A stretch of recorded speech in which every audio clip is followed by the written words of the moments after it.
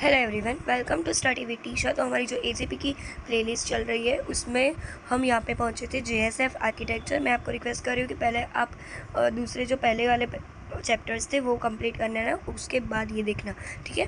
तो JSF architecture, अभी ये आर्किटेक्चर है ना, वो बहुत मोस्ट टाइम भी ये आपको पूछता है, ठीक है।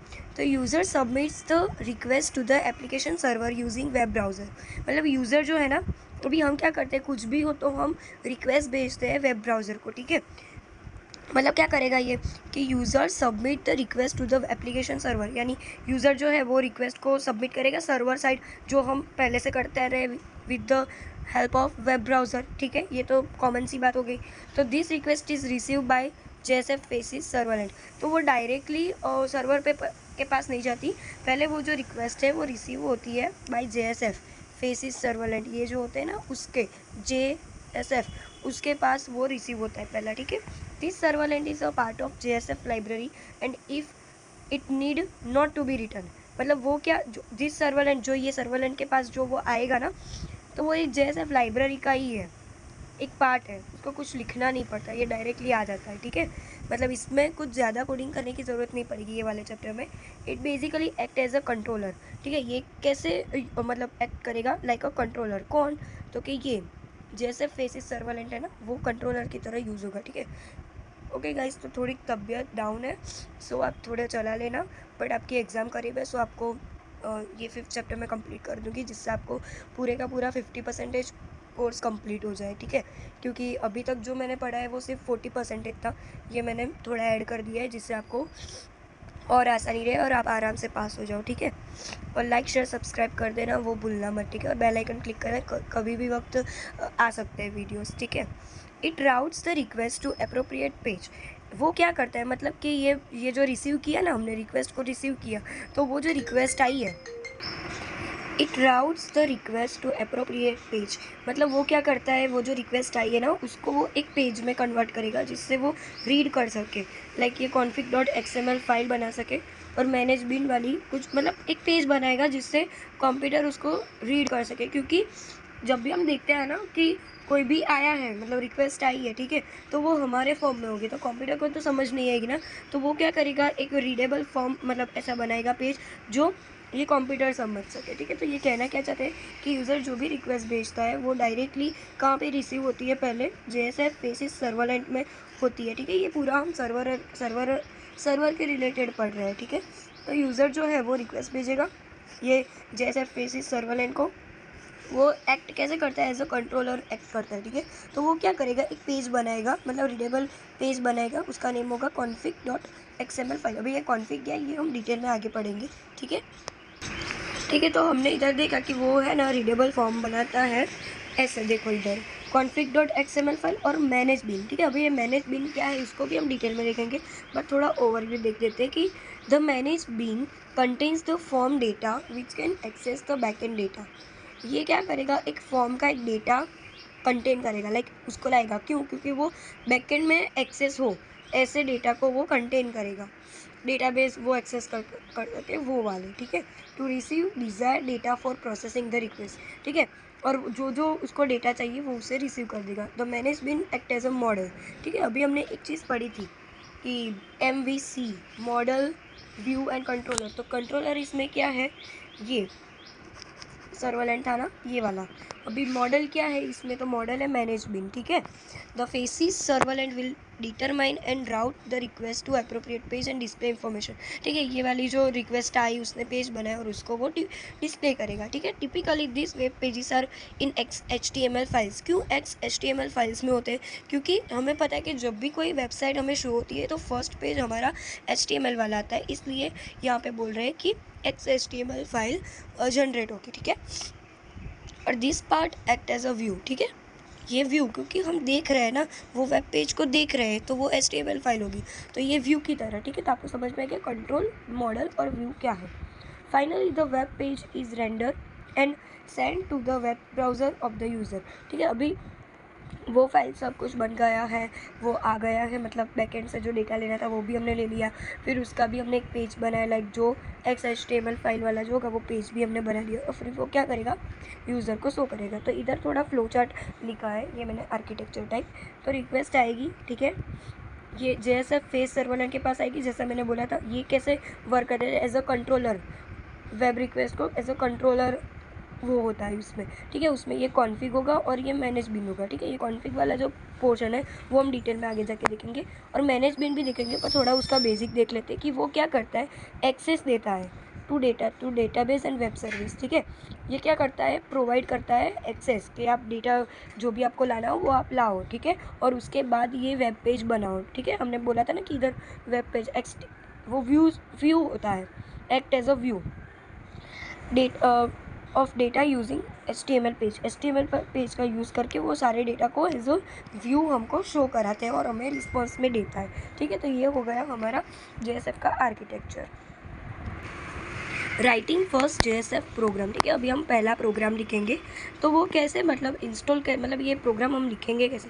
मैंने बोला था कि हाँ प्रोग्राम नहीं लिखना है, बट थोड़ा बहुत उसको ऐड करना है, लाइक उसको सर्वलेंट JSF सर्वलेंट तक पहुंचाना तो पड़ेगा ना। तो वो एज अ उसमें क्या होता है हमें नहीं लिखना पड़ता, बट उसमें क्या होता है ये हम देखेंगे।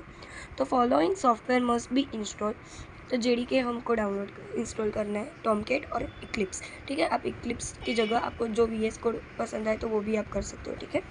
JSF नेम्स पेजेस, ठीक है। तो इसमें क्या है, JSF के कुछ कंपोनेंट है, like core component, HTML component, facelet component और कंपोजाइट कंपोनेंट। मतलब जो भी हम JSF सर्वलेंट जो पढ़ रहे थे ना, तो उसमें कुछ कंपोनेंट जिसके यूज़ से ये सारा वर्क होता है। तो ये सारे कंपोनेंट है, 4 कंपोनेंट है।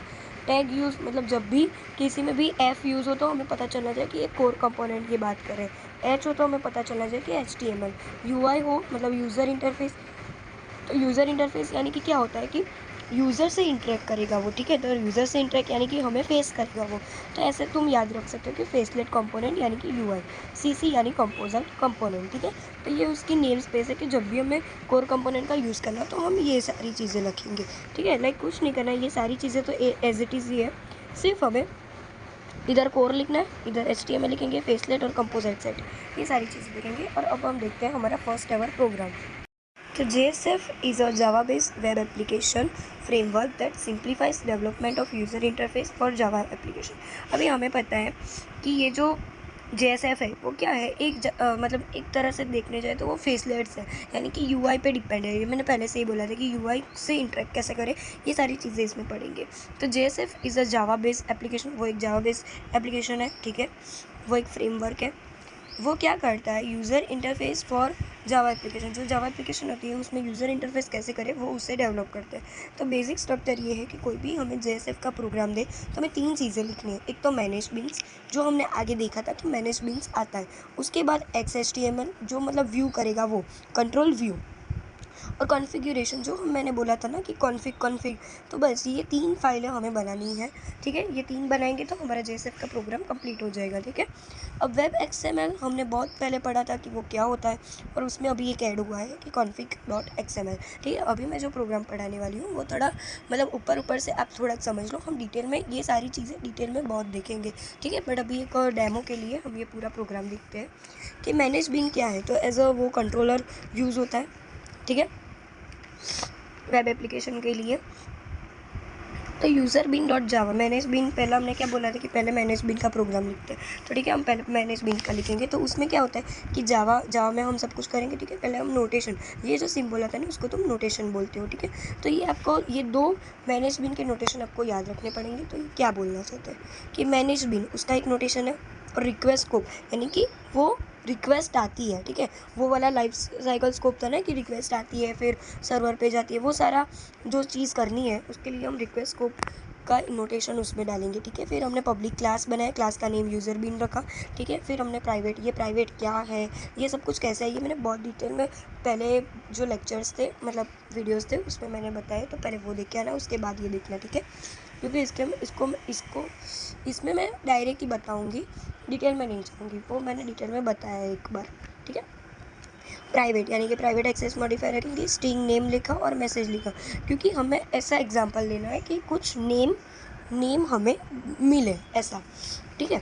तो जो हम लोग करते थे ना ऐसे नेम वाला, वही। तो प्राइवेट स्ट्रिंग मैसेज, और फिर मैसेज को हमें भेजना है कि तुम नेम हमको भेजो, यानी कि गेट मतलब कि यूज़र से लेना है वो नेम, और फिर रिटर्न कर देगा वो नेम, ठीक है। तो ये चीज़ आपको समझ में आ गई। और उसके बाद वो जो नेम आया उसको सेट करना पड़ेगा। तो this dot name is equal to name ऐसे, और फिर जो गेट मैसेज आया उसको तुम इधर डाल दो, मतलब वो सेट हो जाएगा, ठीक है। उसके बाद ये सारी चीज़ें हो जाएगी। उसके बाद प्रिंट क्या होगा, तो पब्लिक स्ट्रिंग। स्ट्रिंग क्यों लिखते हैं, क्योंकि ये मैसेज इसमें है, इसलिए हम लोग स्ट्रिंग लिखते हैं। से हेलो, हेलो वाला हमने एक फंक्शन बनाया। फिर message is equal to hello name, name जो हमने दिया होगा वो, ठीक है। हेलो स्टडी विद टीशा, ये, ठीक है। तो रिटर्न नल और स्टे ऑन सेम पेज, ठीक है, ये लिख के आ जाएगा, और फिर हम वहीं रहेंगे, ठीक है। तो ये क्या हुआ हमारा मैनेजमेंट की। फिर हमने क्या बोला था कि फेसलेट बनाना है, XHTML यानी कि व्यू कंट्रोलर टाइप का, ठीक है। उसमें सब टेम्पलेट्स आएंगे। तो देखो, this is a facelet page used in JSF define a simple web form. ये अभी क्या करेगा, फेसलेट यानी कि हमें कैसे फेस होगा, यानी कि इंटरेक्ट कैसे होगा, वो चीज़ें बता रहे हैं उसमें, ठीक है।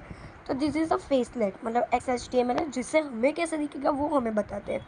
तो वो XHTML में होगा, सिंपल वेब फॉर्म की तरह हमें डिफाइन करेगा वो, और इंटरेक्ट करेगा मैनेजमेंट से। क्यों, क्योंकि मैनेजमेंट में डेटा है वो उससे लेगा और फिर उसको फॉर्म में कन्वर्ट करेगा, ठीक है। तो ये हमने थोड़े जो हम लिखते थे ना HTML में, वो हमने लिखा है कि डॉग टाइप क्या है, पब्लिक हमने लिया है वो। फिर हेड टाइटल हमने लिया, फिर हेड को क्लोज करा दिया, फिर बॉडी को एक मतलब इन्वोक किया, फिर फॉर्म, अंदर फॉर्म। ये सारी चीज़ें मेरे को अभी बताने की ज़रूरत नहीं पड़नी चाहिए, क्योंकि HTML तो बहुत बेसिक है। ये सारे उसके फंक्शन होते हैं, लाइक टैग होते हैं, वो आपको आने चाहिए। लाइक बॉडी में हम हमारा कंटेंट लिखेंगे, हेड तो हेड ये क्लोज होता है, ये सारी चीज़ें आप एक बार देख लेना। फॉर्म, तो फॉर्म में हमें एग्जैक्टली चाहिए क्या, कि एक हमें लेबल चाहिए एंटर योर नेम वाला, ठीक है। और उसमें बीन डॉट नेम, मतलब जो भी इनपुट टैक्स आएगा, इनपुट टैक्स जो हमें इधर मिलेगा वो डायरेक्टली कहाँ चला जाना चाहिए, बीन मैनेजर में, मतलब जो था ना वो। और फिर कमांड बटन वैल्यू एक रखेंगे, एक ग्रीटिंग रखेंगे कि हेलो ऐसा, ठीक है। हेलो और नेम ऐसा हमने एक बनाई। ये सारी चीज़ें हम लोग HTML में जो WD सब्जेक्ट आता था उसमें हम लोग करते थे, ठीक है।